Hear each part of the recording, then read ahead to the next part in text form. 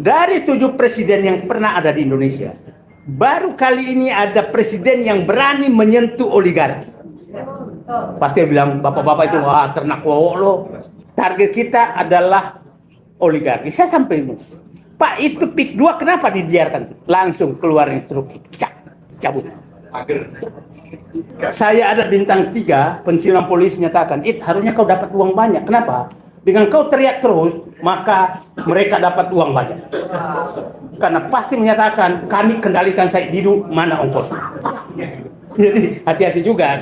Siapa tahu ini kita didagangkan.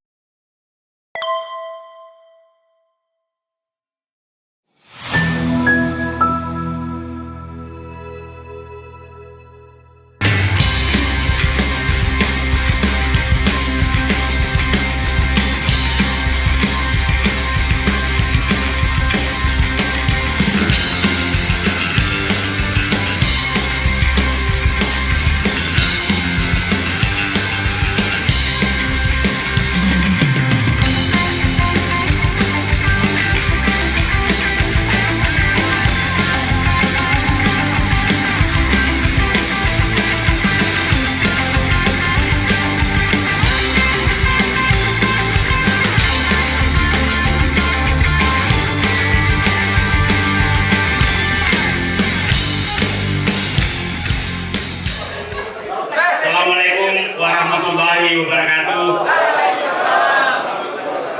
Ini saya nggak tahu ini berita gembira atau sedih. Gembira. Karena tadi malam saya ketemu pimpinan tertinggi negara.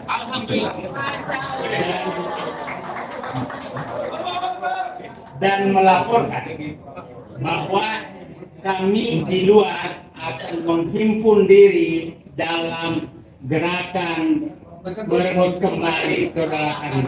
Beliau menyatakan saya berdiri di depan, tapi saya menyatakan janganlah Bapak berdiri di depan, saya di mana? Artinya agenda ini ternyata menjadi keresahan juga mereka. Jadi mereka juga menganggap bahwa negara Indonesia ini rusak karena kedaulatan sudah diambil. Dan mereka tahu siapa yang mengambil.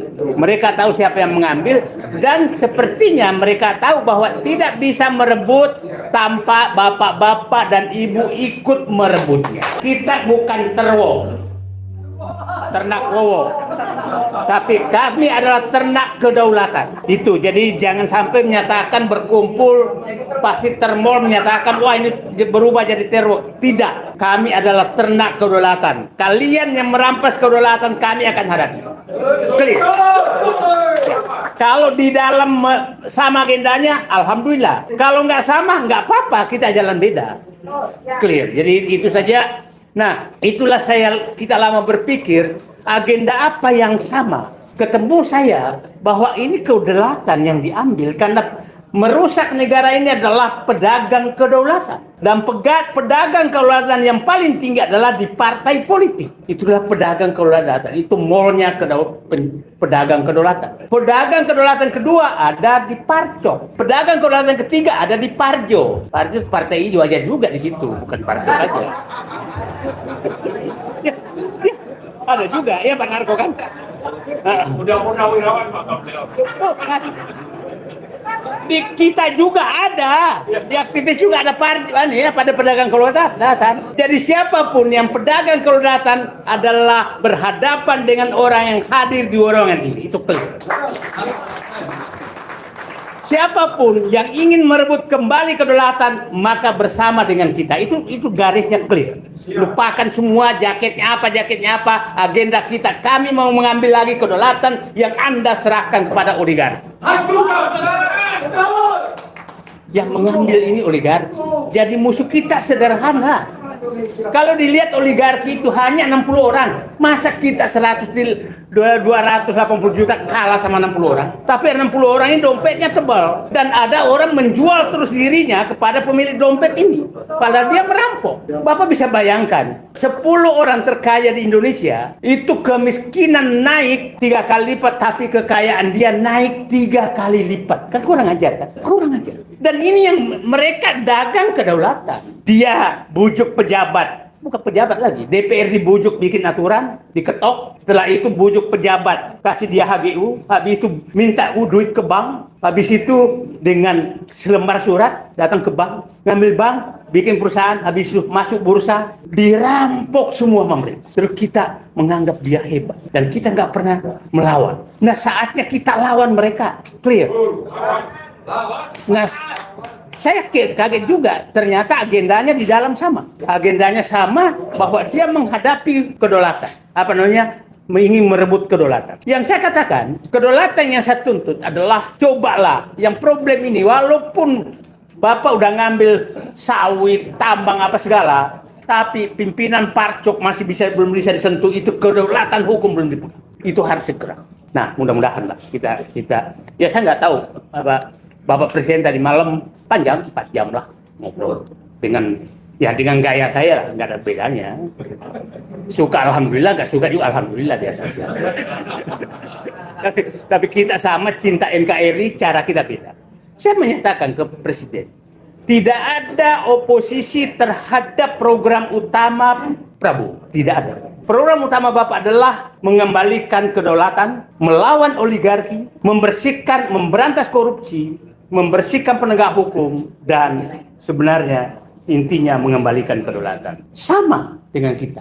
Sama. Yang kita oposisi adalah terhadap orang-orang yang sekitar Bapak yang menghalangi Bapak mencapai itu. Itu oposisi kita. Jadi, kalau ada di kabinet Bapak atau pimpinan Bapak yang menghalangi Bapak berhadapan dengan kami, atas itu tujuannya. Siap! Siap! Atas itu tujuannya. Tapi kalau tujuannya untuk menampung sama temannya, maaf duluan, kita berhadapan lagi. Ya, kadang-kadang kita searah, kadang kita berhadapan, itu biasa lagi. Nah, jadi kita 5 agenda kedaulatan yang harus kita rebut. Karena inilah sumber saya mempelajari. Saya ini hampir semua posisi pernah saya tempati dan saya paham semua. Saya paham bagaimana ini. Saya menyatakan setelah saya telusuri, oh ini negaraku rusak karena kedaulatan yang dijual. Kedaulatan yang dijual. Nah, ini kita harus rebut kembali, gitu kan? Nah, ya tadi saya misalkan kedaulatan ekonomi, kedaulatan hukum, kedaulatan politik, kedaulatan wilayah, kedaulatan sumber daya alam. Nah, saya katakan problemnya pemerintah sekarang pasukannya belum cukup untuk merebut kedaulatan itu. Pasti banyak sekali orang yang memusuhi Syafri Samsudin. Pasti. Bukan karena saya kenal dia, tapi siapapun yang berjuang untuk memperoleh kedaulatan, kita harus di belakangnya. Kalau perlu kita di depannya untuk ini. Siapapun dia. Bukan karena, jangan sampai karena dekat saya, enggak. Siapapun, kita harus membela dia. Karena bayangkan, saya katakan, dari 7 presiden yang pernah ada di Indonesia, baru kali ini ada presiden yang berani menyentuh oligarki. Pasti bilang, bapak-bapak itu, wah ternak wowok lo. Bagi saya bukan itu. Baru kali ini. Ada yang berani menyentuh mereka. Kalau Bapak dan Ibu dengarkan bagaimana mereka itu sedang dipiting karena dia merusak, itu sedang terjadi dalam segala hal. Nah, bayangkan, ya ini kemungkinan sawit itu akan sampai 8 juta hektar akan diambil, tambang mungkin sampai 6 juta hektar diambil semua, dan kita tahu semua pemilik itu adalah oligarki dan di belakangnya adalah Parcok dan Parjo berbintang dan tokoh-tokoh politik. Artinya saya bilang, Bapak Presiden menyentuh itu adalah mereka akan mengumpulkan dirinya untuk melawan, dan itu pasti Bapak dilawan dari DPR. Coba bayangkan, DPR tahun lalu sudah menetapkan hakim MK. Tapi karena ini diganti lagi. Anaknya pula yang mengganti lagi di DPR. Ini gila kita ini. Ini gila kita. Jadi menurut saya DPR ini adalah penjual kedaulatan. Kalau perlu kita pasang di sini adalah mall pedagang kedaulatan gedung DPR itu. Bukan lagi gedung DPR. Ya, mall pedagang kedaulatan. Itu jangan beginilah kita tuh main tuh dengan cantik yang gampang diingat oleh ini, jangan ya. Yang diingat ada mall sekarang, mall terbesar di Indonesia itu adalah gedung DPR, tapi dagangnya cuma satu, kedaulatan. Kapan kita duduki di DPR? Kita harus jelas. Kapan kita duduki? Ya tergantung Bapak. Tunggu waktunya. Semua orang menanyakan itu, pas saya tanya, Bapak siap nggak? Nggak juga tuh. Semangatnya sama semua, tapi saya realistis. Siapa mau datang DPR, Pak?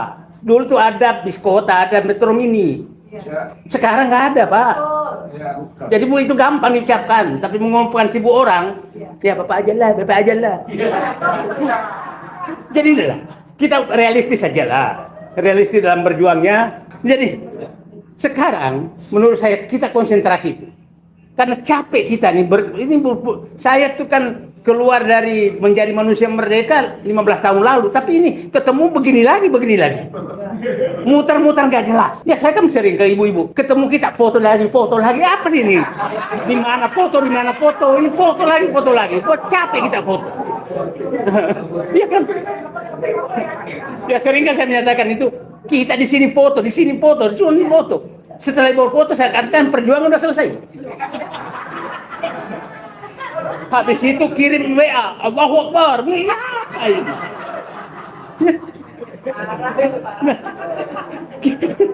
Enggak, saya orangnya belak-belakan. Jadi karena saya birokrat, saya paham betul. Nah, saya melihat bagaimana, saya sering teman-teman menyatakan, kok kau masih percaya Prabowo? Saya percaya niatnya, tapi saya frustrasi caranya. Oke? Tapi saya saksikan sendiri. Kalau Bapak tahu, itu kan tadi pagi mulai beredar seakan-akan pimpinan OJK itu pahlawan, mengundurkan diri. Kalau yang tahu di belakangnya itu bukan mengundurkan diri. Itu saya ingat pada saat Prabowo dikasih ultimatum, lepaskan tongkatnya dia sebelum jam 18. Itu kira-kira peristiwa itu. Nah, saya butuh pimpinan yang tegas seperti itu. Pimpinan yang tegas, siapa perampok, hajar. Nah, jadi intinya bahwa di dalam butuh membantu kita di luar merebut kedaulatan, mereka memutuskan bagaimana kedaulatan dicabut giginya. Kira-kira begitu aja kita dicabut taringnya. Yang saya ulangi tadi, saya laporkan, Pak, saya akan membentuk gerakan merebut kedaulatan. Oke, langsung dijawab. Oke, bagus. Nah, tapi saya tidak mengharap bahwa kita menjadi ini, mereka enggak. Kalau dia lambat kita minta cepat. Kalau dia tidak lakukan kita teriak. Kira-kira itu. Jadi sangat sederhana bahwa kita lupakan semua jaket kita. Target kita adalah oligarki. Saya sampai ini. Pak, itu PIK 2 kenapa dibiarkan? Langsung keluar instruksi. Cabut. Jadi maksud saya, sebenarnya kalau kelompok ini banyak berdiskusi dengan presiden, saya yakin akan lebih cepat kembalinya kedaulatan. Mungkin salah teman diskusi ini. Mungkin salah teman diskusi atau ditakut-takuti. Jadi pertemuan di rumah saya itu hampir dibelokkan bahwa itu ada kelompok mau makar. Hampir hari pertama, sehari sebelumnya itu saya sudah dapat informasi H-1. Tapi tangan Allah bekerja berbalik bahwa inilah kelompok orang-orang yang hanya memikirkan bangsa dan negara. Tidak ada agenda. Itu. Nah, itulah kira itu. Nah, jadi menurut saya begini. Kita harus menggalang seluruh Indonesia agar rakyat yang terambil kedaulatannya itu yang harus kita bela dan bergerak.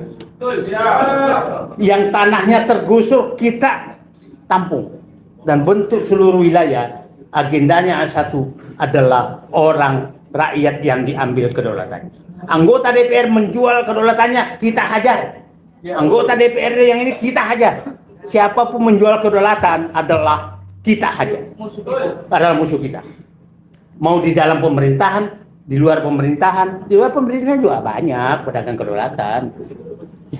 Nah, itu yang kira-kira yang saya inginkan dari kita semua bersatu untuk ini, bahwa itu saya bilang tadi, kedaulatan hukum kita udah tahu siapa musuh kita, kedaulatan ekonomi kita udah tahu siapa musuh kita, kedaulatan politik kita udah tahu siapa musuh kita, itu parpol dan DPR. Clear, makanya siapa Marwan, siapa lagi? Itu kita menghadap DPR, ngapain gua ketemu DPR? Enggak, aku enggak pernah mau. Kita didagangkan. Setelah Pak Marwan datang, pasti ditelepon. Pak Marwan udah di sana, udah datang ke saya. Kira-kira kemarin tuh hanya 5, naikin 10 lah. Aku udah dijinakkan Marwan. Kalau saya datang, naikin 25 dong. Saya datang.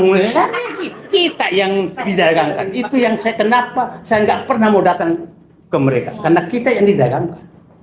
Jadi jangan menganggap bahwa Bapak datang ke sana kan dengar. Bukan. Dijual lagi. Ya sudah Pak, kita melapor DPR tentang PIK 2. Iya, habis itu dia telepon aguan. Saya datang ke sini, naikin. Ya. Saya ada bintang 3, pensiunan polisi nyatakan, harusnya kau dapat uang banyak. Kenapa? Dengan kau teriak terus, maka mereka dapat uang banyak. Karena pasti menyatakan, kami kendalikan Said Didu, mana ongkosnya. Jadi hati-hati juga. Siapa tahu ini kita didagangkan. Nah, kita udah merasa berhasil datang ke sana, tapi sebenarnya kita didagangkan. Itu karena saya pernah juga di sana gitu. Tapi bukan berarti pernah menjadi pedagang. Nah, itu saya pikir saya nggak ini bahwa intinya mari kita satu, jaketnya boleh masing-masing. Makanya ini hanya semacam forum komunikasi, nggak ada ketua, nggak ada apa gitu kan.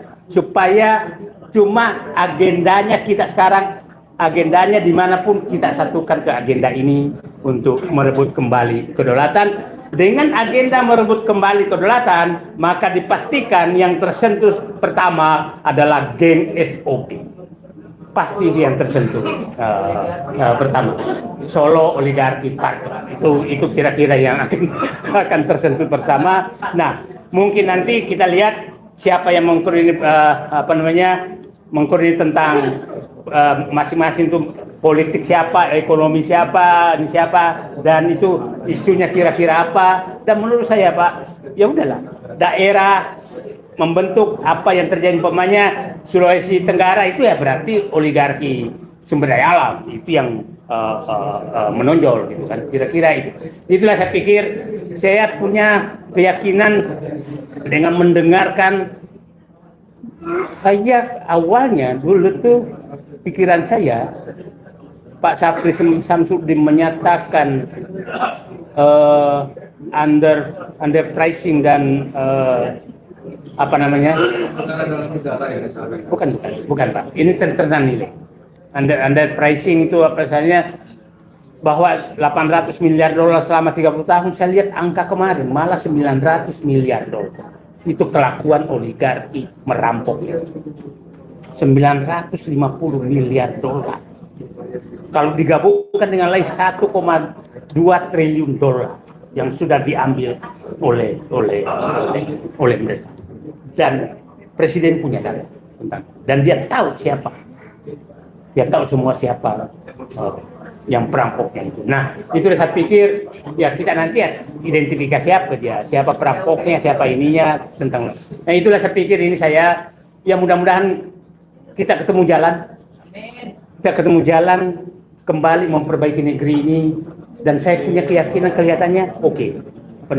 Oke, ini agenda ini tidak memandang mau tidak berbasis apapun, tapi berbasis kepada pengembalian kedaulatan. Itulah saya pikir, mohon maaf kalau kurang sistematis, karena saya agak senang bahwa selama ini yang dianggap oposisi ternyata sudah dibukakan oposisi sangat keras dan dibukakan pintu untuk berdiskusi dan diskusinya sangat menarik, sangat menarik yang nggak mungkin saya buka semua di sini, tapi ini khusus saya laporkan. Besok Pak, saya kumpulkan teman-teman untuk membentuk ini. Oke.